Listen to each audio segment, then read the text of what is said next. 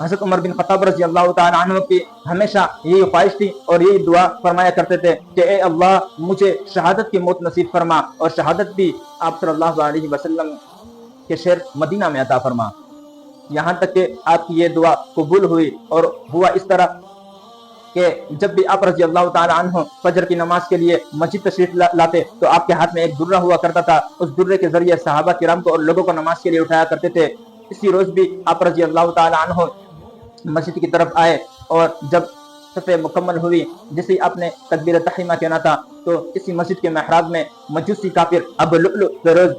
حضرت مغیرہ رضی اللہ تعالیٰ عنہ کا غلام تھا، ایک زیر آلود خنجر لیے ہوئے مسجد کی محراب میں چھپا ہوا بیٹھا تھا۔ اس نے آپ رضی اللہ تعالیٰ عنہ کے شکم مبارک یعنی پیٹ مبارک میں 3 زخم کاری اس خنجر سے لگائے۔ آپ رضی اللہ تعالیٰ عنہ بے ہوش ہو کر گر گئے۔ پھر حضرت عبدالرحمن بن عوف رضی اللہ تعالیٰ عنہ نے مختصر سی نماز کر کے مکمل کر لی،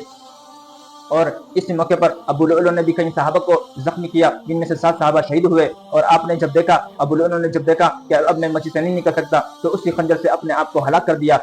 اسی طرح جب آپ کو زخمی کر دیا گیا تو چونکہ آپ نے اللہ جل شانہ سے دعا کی تھی شہادت کی، بالآخر آپ کی دعائیں شہادت کو اللہ جل شانہ نے قبول فرمایا، اور دیار حبیب صلی اللہ علیہ وسلم میں بلکہ مصلی رسول صلی اللہ علیہ وسلم پر آپ رضی اللہ تعالی عنہ کو 27 ذوالحج بروز چہارشنبہ بدھ کے دن زخمی کیا گیا، اور 1 محرم بروز یکشنبہ اتوار آپ رضی اللہ تعالی عنہ نے شہادت پائی۔ شہادت کے بعد آپ رضی اللہ تعالی عنہ کی عمر شہادت کے وقت آپ رضی اللہ تعالی عنہ کی عمر 63 برس تھی۔ حضرت صہیب رضی اللہ تعالی عنہ نے آپ کی نماز جنازہ پڑھائی، اور خاص روزہ نبی صلی اللہ علیہ وسلم میں حضرت ابوبکر صدیق رضی اللہ تعالی عنہ کے پہلو میں آپ رضی اللہ تعالی عنہ کی قبر بنائی گئی، اور آپ رضی اللہ تعالی عنہ کو وہیں مدفون دفن کر دیا گیا۔